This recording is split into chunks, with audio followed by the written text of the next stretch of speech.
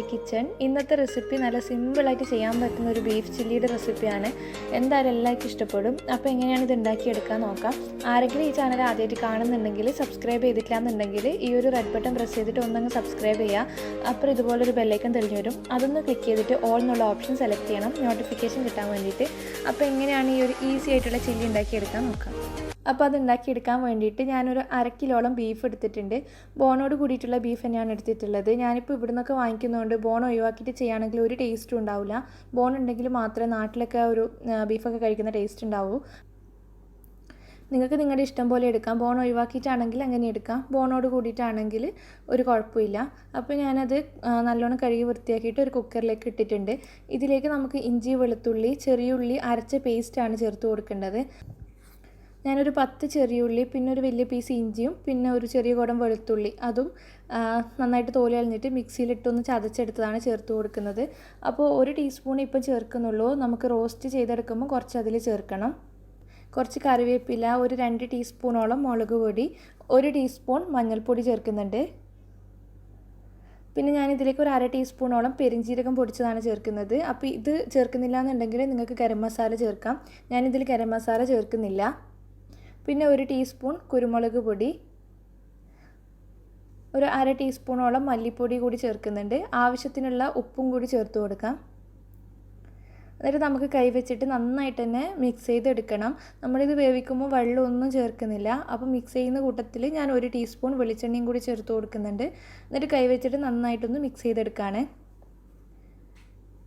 ഇനി നമുക്ക് ഈ ഒരു ബീഫ് വേവിച്ചെടുക്കുകയാണ് ചെയ്യേണ്ടത്. ഇതിൽ വെള്ളമൊന്നും ചേർക്കേണ്ട ആവശ്യമില്ല. നമുക്ക് കുക്കർ അടച്ച് വെച്ചിട്ട് ഈ ഒരു ബീഫ് കംപ്ലീറ്റ് ആയിട്ട് വെന്ത് കിട്ടാൻ വേണ്ടിയിട്ട് ഒരു 8 വിസിലാണ് എനിക്ക് ആവശ്യമുള്ളത്. നല്ല വേവുള്ള ബീഫാണ്. അപ്പോൾ ഞാനൊരു 6 വിസിലാണ് ഇപ്പം വെക്കുന്നത്. നമ്മൾ ഫ്രൈ ചെയ്തെടുക്കുമ്പോൾ ബാക്കി വെന്തോളും. അപ്പോൾ ഓരോരുത്തരുടെ ബീഫിൻ്റെ വേവിനനുസരിച്ചിട്ട് മാറ്റം ഉണ്ടാവും. അപ്പോൾ അത് നോക്കിയിട്ട് ചെയ്യാം. ഒരു മീഡിയം ഫ്ലെയിമിൽ 6 വിസിലാണ് ഞാൻ വേവിച്ചെടുക്കുന്നത്. അപ്പോൾ കുക്കറിൽ നന്നായിട്ട് ബീഫ് വേവിച്ച് അതിൻ്റെ എയറൊക്കെ കംപ്ലീറ്റ് പോയി നന്നായിട്ട് തന്നെ റെഡിയാക്കി കിട്ടിയിട്ടുണ്ട്. അപ്പോൾ ഞാനത് മാറ്റി വെച്ചിട്ടുണ്ട്. ഇനി അത് നമുക്ക് ചില്ലിയാക്കി എടുക്കാൻ വേണ്ടിയിട്ട് ഒരു പാൻ ചൂടാക്കാൻ വെച്ചിട്ടുണ്ട്. ഇതിലേക്ക് 1 ടേബിൾ സ്പൂണോളം വെളിച്ചെണ്ണ ചേർക്കുക. വെളിച്ചെണ്ണയിൽ തന്നെ ചെയ്യണം, അതാണ് ഒരു ടേസ്റ്റ് ഉണ്ടാവുക. പിന്നെ നേരത്തെ പറഞ്ഞില്ലേ നമ്മൾ ഇഞ്ചി, വെളുത്തുള്ളി, ചെറിയുള്ളി അരച്ച പേസ്റ്റ്, അതിൽ കുറച്ച് മാറ്റി വെച്ചിട്ടുണ്ടല്ലോ, അത് ചേർത്ത് കൊടുക്കുക. ഇപ്പോൾ ഒരു 1 ടീസ്പൂൺ 1.5 ടീസ്പൂണോളം ചേർത്ത് കൊടുത്തിട്ടുണ്ട്. പിന്നെ കുറച്ച് കറിവേപ്പില ഇട്ടിട്ട് ജസ്റ്റ് ഇതൊന്ന് വഴറ്റിയെടുക്കുക. ഇതിലധികം സവാളേൻ്റെ ഒന്നും ആവശ്യമില്ല. ഞാൻ ഒരു സവാള കട്ട് ചെയ്തതും പിന്നെ ഒരു 5-6 ചെറിയ ഉള്ളി കട്ട് ചെയ്തതുമാണ് ചേർത്ത് കൊടുക്കുന്നത്. കുറച്ച് ഉപ്പും പിന്നെ ഒരു 3 പച്ചമുളക് അരിഞ്ഞതും കൂടി ചേർത്തിട്ട് നമുക്കിതൊന്ന് വഴറ്റിയെടുക്കണം. അപ്പോൾ പച്ചമുളകൊക്കെ നിങ്ങളുടെ എരിവ് പോലെ എടുക്കാം. നമ്മൾ കുരുമുളകൊക്കെ ചേർക്കുന്നതുകൊണ്ട് അത്യാവശ്യം എരിവൊക്കെ ഉണ്ടാവും.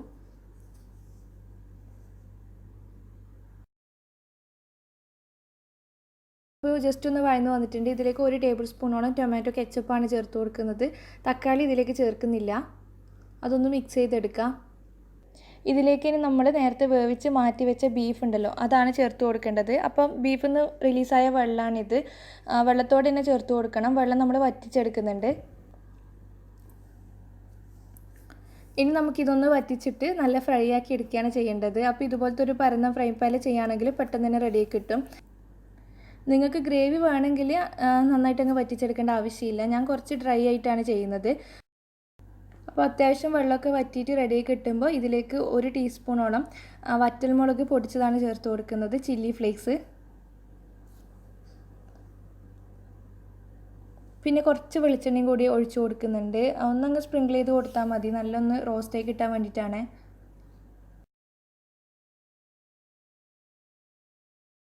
എന്നിട്ട് നന്നായിട്ട് ഒന്ന് മിക്സ് ചെയ്തിട്ട് ഇതൊന്ന് വരട്ടിയെടുക്കണം. അപ്പോൾ ഒരു പുളി കിട്ടാൻ വേണ്ടിയിട്ട് ഒരു 1/2 മുറി നാരങ്ങ പിഴിഞ്ഞിട്ടൊന്ന് ചേർക്കുന്നുണ്ട്.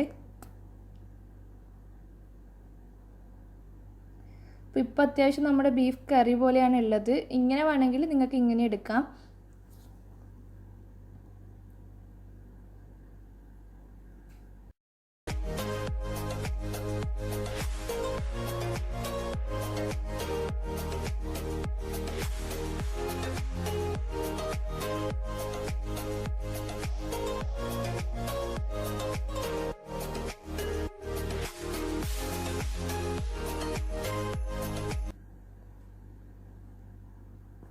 അപ്പോൾ ഈ ഒരു രീതിയിൽ ആ വെള്ളമൊക്കെ വറ്റി ബീഫ് നല്ല ഫ്രൈ ആയി കിട്ടിയിട്ടുണ്ട്.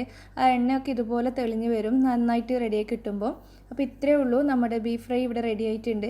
ഞാൻ ഇതിലേക്ക് അവസാനം കുറച്ച് കറിവേപ്പില ഇട്ട് കൊടുക്കുന്നുണ്ട്. പിന്നെ സെർവ് ചെയ്യുന്ന സമയത്ത് കുറച്ച് പച്ചമുളകും കൂടി കട്ട് ചെയ്തിട്ട് കൊടുക്കുന്നുണ്ട്.